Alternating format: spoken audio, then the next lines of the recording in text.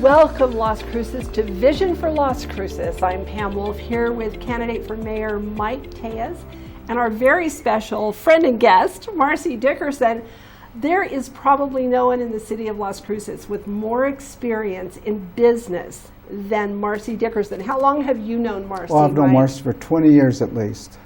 I met her about 22 years ago when she started at barbecue place.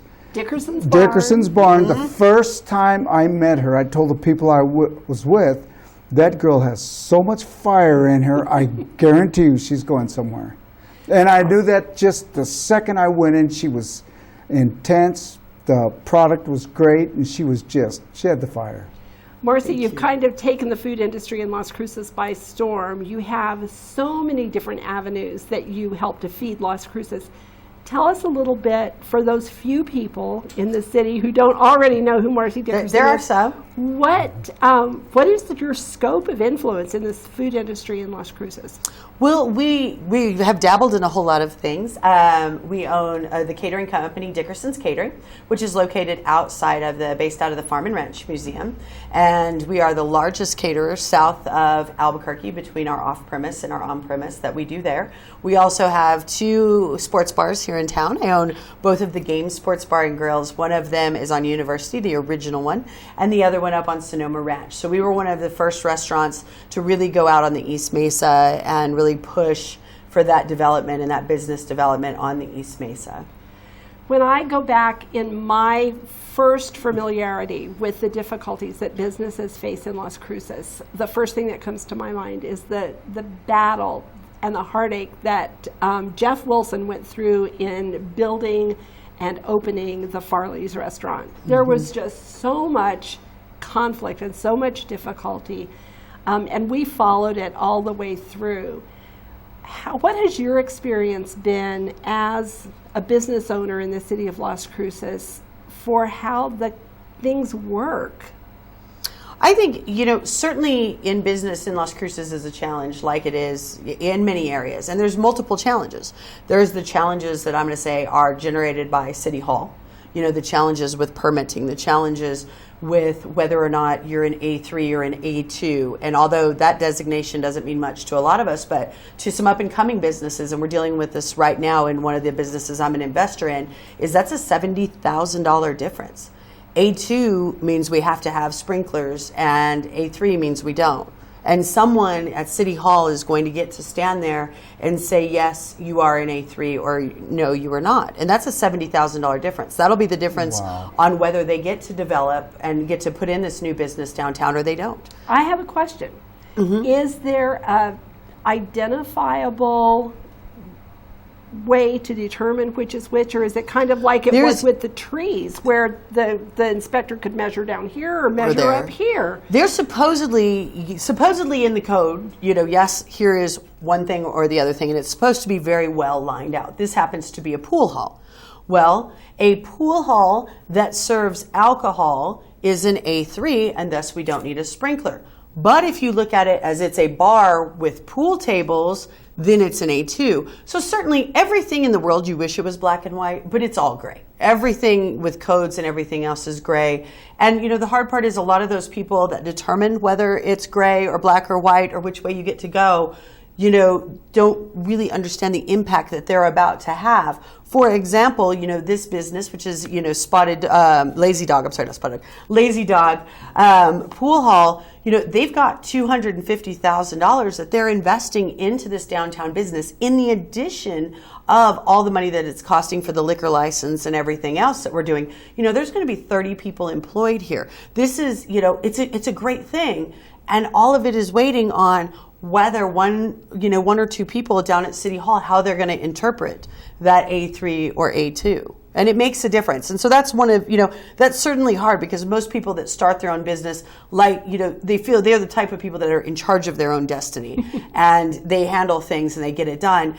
And you get to this point and you've raised the money and you've secured the permitting and you've done everything you can and you're ready to go. And then all of a sudden, whoop, we may have a hiccup in our plan. Interesting that you bring that example out because that's exactly what complicated life for Jeff Wilson and Farley's. It was the question of whether or not it was a bar with a restaurant or a restaurant with a bar, and Yeah. it was the no smoking ordinance that was the big catalyst on that conflict. Mike, how can the city handle things differently now that Well, they've been handling it for 20 years? First of all, they need to be consistent. There's got to be consistent guidelines that they follow on a consistent basis. You know, when you say it's all gray, you know what that tells me? It's not consistent. It all depends on who you have and how you interact with whoever is deciding this. And consistency is the key. If a business is starting to plan it, like this business, if they would have been able to plan it and know from the very get-go that that was an issue, they could have planned around it. But a lot of times, what they do is they spring it on you once you get started and once you have money in there. And consistency is, would you say consistency would be one thing they need to do? I think consistency is important. I think another thing that's really important is we take, yes, codes are important. Yes, rules are important. Mm-hmm. We have to have guidelines. But sometimes all the guidelines don't quite fit. And when we err, we need to err on the side of what is best for the business, what is best for the development of the business. I know things like the Dark Skies Act has caused, which involves, that's all of our parking lot lighting. The LEDs. That has caused all kinds of heartache for businesses. Signage is a huge issue. Yes, it is. We can't put signs in the air. We can't put signs here. How are you supposed to advertise your business if you can't put signs up? If you can only have a certain, like people look at Game 2's sign. Well, Game 2's sign is attached to the building, and it's so big only because the walls are that big, because it's all done on a percentage. How do you do that type of thing? We look at things like the requirement that businesses, and I'm not sure a lot of people know this, when you come in and you put in a business, you're required to landscape the street. You're required to put in the curbs and the turning lanes and all of those types of things. And this is something that, for example, Oscar from Pickwick had to deal with, but they were willing to forego it for the new Walmart. So I agree. A lot of it is consistency. Yeah. A lot of it has to be, if there's something that we can do to get more businesses in this town, more people employed, more total economic development, then we need to do whatever we can to move those roadblocks out of the way. There's a big corporation looking at coming in and relocating now. I can't say their name, I apologize, but I do know that they are being held up, with codes and having to do with the fire, fire marshals and those types of things, which I've never had a problem with those guys. We do business together really well, but it's just the same thing. If there's a roadblock, we need to look at how do we get around this roadblock or solve this roadblock so that we can get these extra jobs here in this community, because we certainly don't have enough jobs. I mean, you could tell the difference between El Paso and Cruces just on, the amount of jobs we're bringing in a year. Well, I see a report of how many businesses we lost that did not re-register 2018 versus 2017. 190 businesses did not re-register. So what that says, we lost 190 businesses in 2018. That means our population base increased, but our tax base and our business base shrunk. Which would explain why we're double the national average on unemployment. That is not, it seems to me, a healthy matrix for a community. Then they start trying to think that they can compensate by raising minimum wage. And I say this over and over, that is the biggest business killer. In the restaurant, I could not imagine taking an entry-level person and starting them at $10.10, or now it's going up to $10.20. Because, what people don't understand is that entry-level person just gave a raise to everyone else. So you're going to have to go to those guys that were pretty happy with 11 and 12, put them at 15 or 16. Marcy, how did the increase in minimum wage affect your business? Well, we've had, this is what, our third one. It has a huge issue. And the biggest one is, the minimum itself is not such an effect with us because we usually pay over minimum wage. Where it really affects us is what Mike was just talking about, is those people that already make over minimum wage. Like, for example, when we were at $9.50 or $9.40, and we had people making $10 an hour. They felt good about themselves. They were making 50 cents over. It was they were proud of that, and they worked hard. Then all of a sudden in January, 10.10 became the minimum wage, and now they're back to minimum wage employees. Yeah. So people don't just stay for that. You have to give them, it's a unilateral raise. You have to take everybody up. So we've got about a $2 million a year payroll, and it really increased payroll for us over 10%. Because the other thing that people forget is based off our payroll, you have our taxes, the benefits, workman's comp, our insurance. Yep. So basically for every, for every 25 cents, for every 25 cents that the minimum wage goes up, it actually costs us $1.25 more. So it's an additional $1 to get all of those things done. And at the same time, you really don't have a net buying. You don't get to buy anymore. Your dollar power is going, because everybody raises their rates. That's right. And unemployment. Let's look at, one of the Walmarts. The day that minimum wage went up, they went in and there was 25, checkout lines that were now please help yourself. I understand why they're doing it. We certainly... Yeah. Last year, when Santa Fe was considering getting rid of the tipped server wage credit and those things, I tell you what, we sat there and looked at both of the games, which are notorious for their service, their level of service, and we looked at how can we do this with a counter service? How can we make the games work with less staff? Not that we want any of our 140 employees to not have a job, but there becomes, we have a certain amount of debt that I have to pay off. And it is called survival. And you can't do that with a bunch of people handing it out. And the other thing I think is really important to say is that minimum wage should not be a living wage. No, absolutely. This is where people start. We have people coming straight out of prison that are coming to work for us. Most of our front of staff makes $25 to $30 an hour. So that's our servers.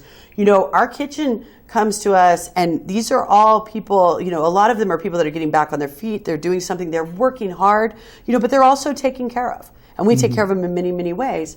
But people forget that a minimum wage job is a starting position. Exactly. And then once you accomplish that, you move up to something bigger and better. One of the things that I've noticed as we've gone through the forums and everything that we're dealing with in the election process is that many, many people have identified the problems, but there aren't a lot of people that have come up with solutions to the problems or who have been able to deal with some of the unintended consequences, because unintended consequences is a huge thing.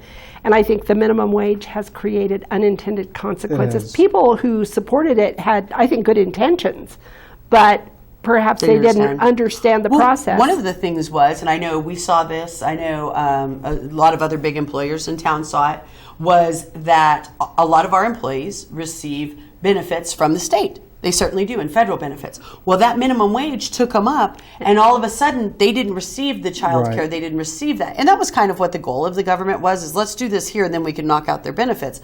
Well, the problem was, they all said, well, wait a minute, now we don't get our child care benefits, now we don't get this benefit and that benefit. So what did they do? They cut back their hours. Yeah. I can only work this much now because there's no way those additional hours and that additional, 20 cents, 30 cents, 50 cents could make up for that level of benefit that they were getting, so they cut back to make sure they stayed down low because the whole system didn't raise. I've heard several times it said that an increase in the minimum wage, the one entity that wins in that is the government, because the taxes are higher. Yeah. It's time for us to take a short break. We'll be back after our break with a little more conversation with Marcy Dickerson, local Las Cruces business personality. How about that? Is that a fair thing to say? That's more like it. And Mike Tellez, candidate for Las Cruces mayor. We're going to talk a little bit about some of the things that have happened in downtown Las Cruces. We'll be back right after this.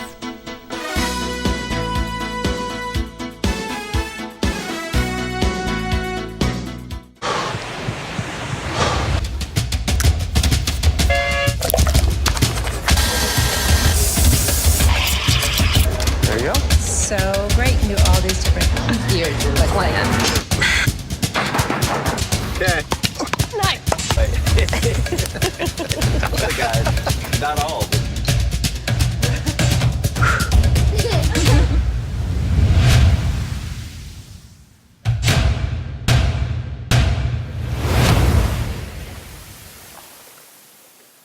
Las Cruces, early voting has begun. This is our time. We need to get to the polls. Call your friends, call your neighbors, call anybody you know. Get them to the polls. If you have to give them a ride to vote, give them a ride to vote. This is our chance to make a difference in our community. But we can only do it if you vote. You need to vote. The issues are incredible. We've talked about some of the hard issues, and I'm telling you, this is our time. My name is Mike Tellez, and I'm asking for your vote for mayor of Las Cruces. If you've already got a candidate that you like, or take us for number 2. We'll take second pick. We're looking for people who are willing to help us, donate to us, whatever it is, whether it's $1 or 1 hour. We need your help to make a difference. Thank you. Hi, I'm Ray Bamberg with Here on Earth. I would like to invite you for a free hearing evaluation to our office. We've been here in southern New Mexico for 34 years helping people hear better.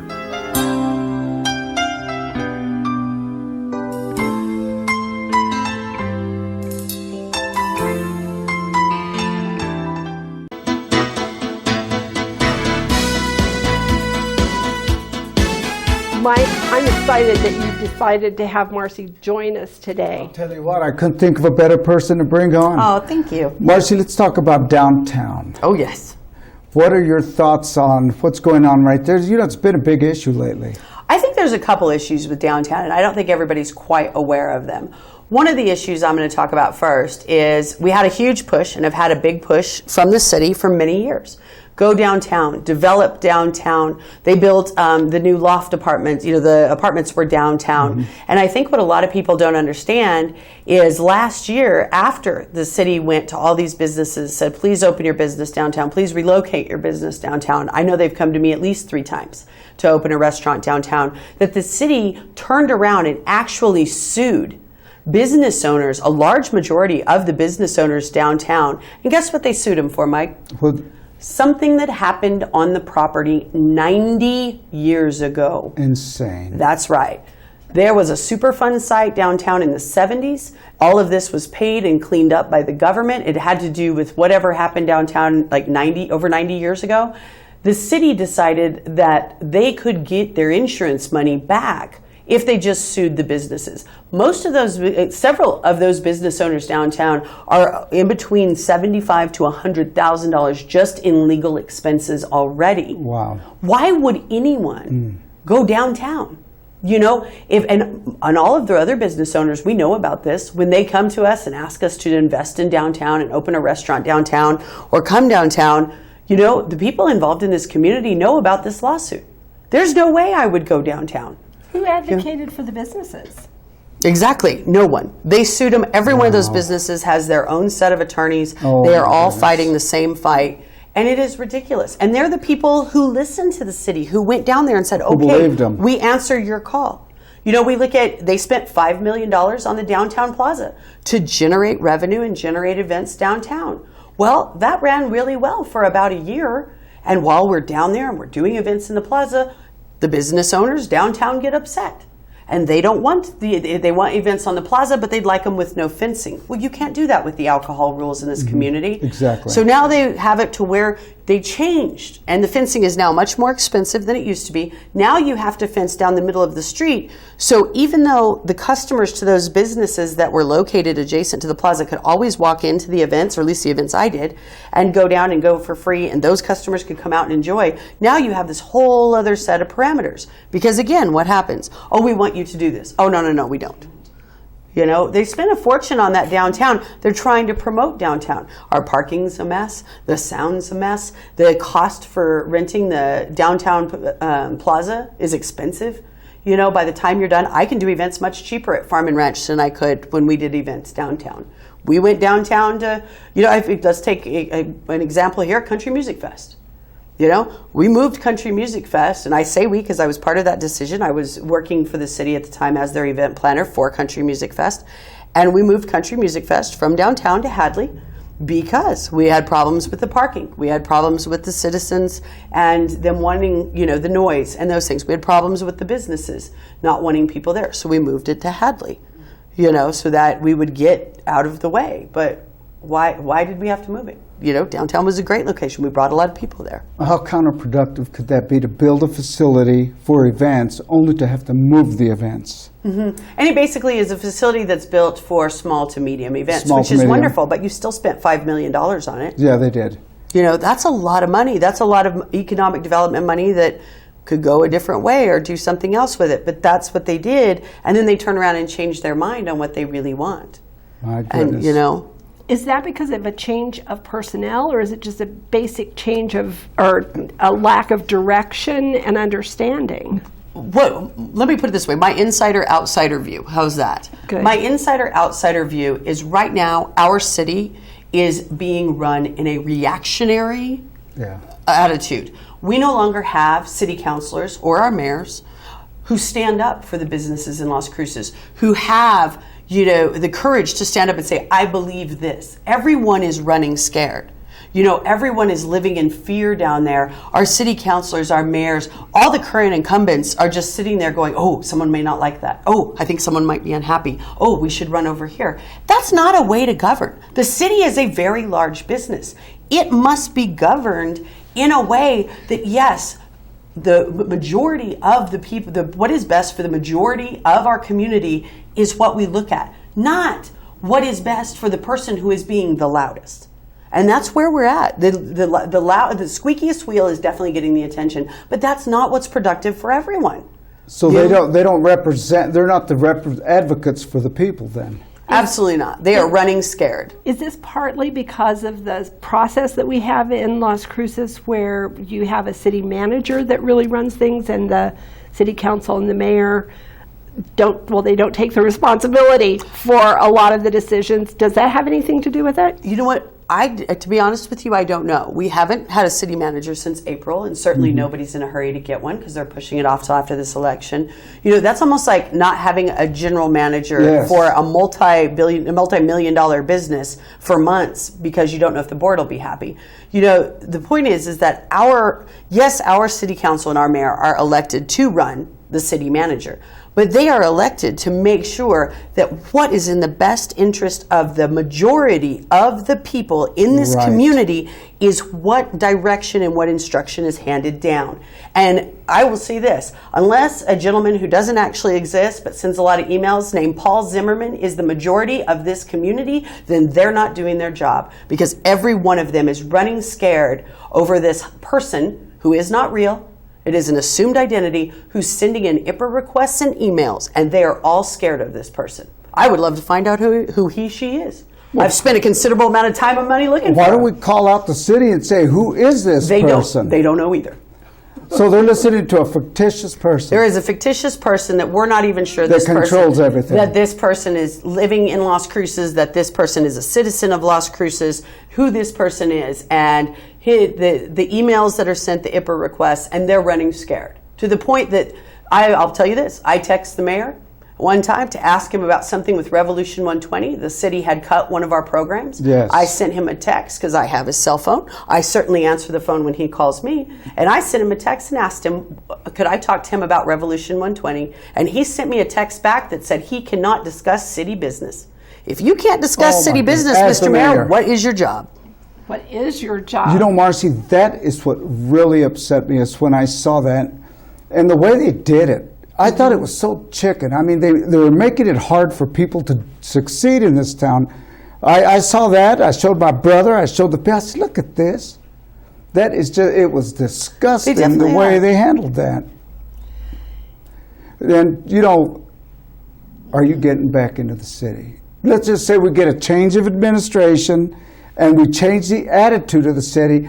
What do we need to do to get someone like you to come back in and help us move forward? I think, to be honest with you, most of the business owners right now are very, very tired of the city. I know that there was a big push to pass the GEO bond, and everybody basically got slapped for their efforts for that. It's kind of like the downtown. And right now, most of the business community doesn't want to play with the city. I think the only way that you could get the business community back to supporting the city and city events and city things is that we have a 100% complete change in leadership. That all of our incumbents go away, we get some new leadership in there, and that leadership stands up and says, hey, I am listening to you, the people of Las Cruces, not just the business people, but the people of Las Cruces, and I'm willing to stand up for you. You bet. And then I think we could get some progress made and some people back reinvested in the city, especially those people that, do 90% of the work. Exactly. Mike, it sounds like your mantra. Yes. Let's listen to the people. Let's talk to the people. Too often, people in office are so worried about the next election, they don't take care of this run right here. Mm-hmm. They're always thinking about the next election. Will I get voted in? Am I going to upset the people who put me in here? And that is not the attitude to have.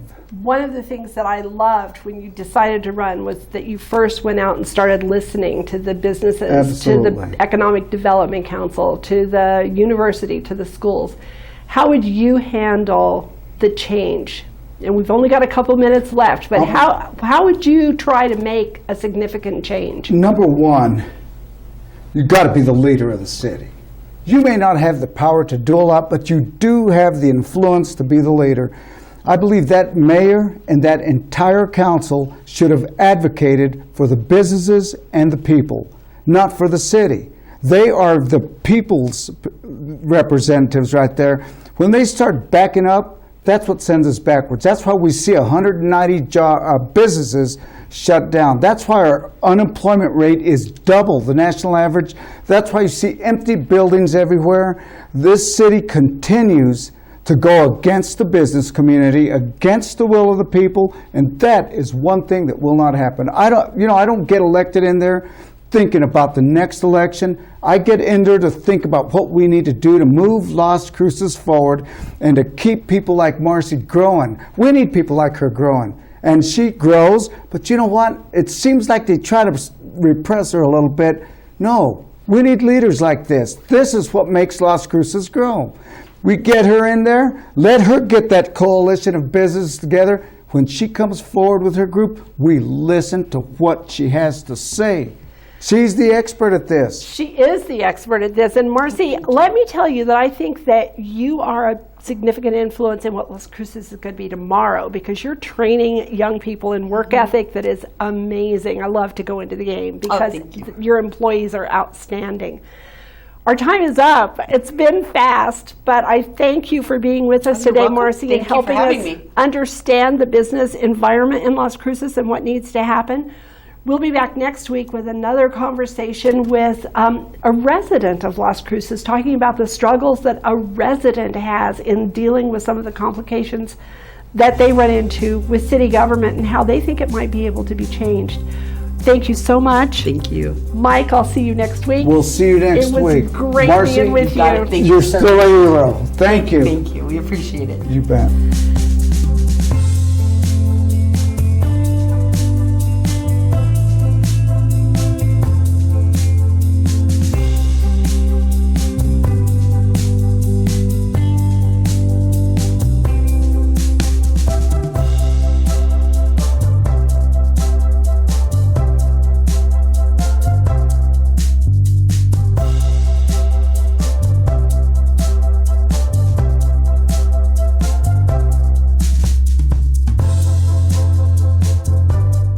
I'm Mike Tellez, and I approve this message.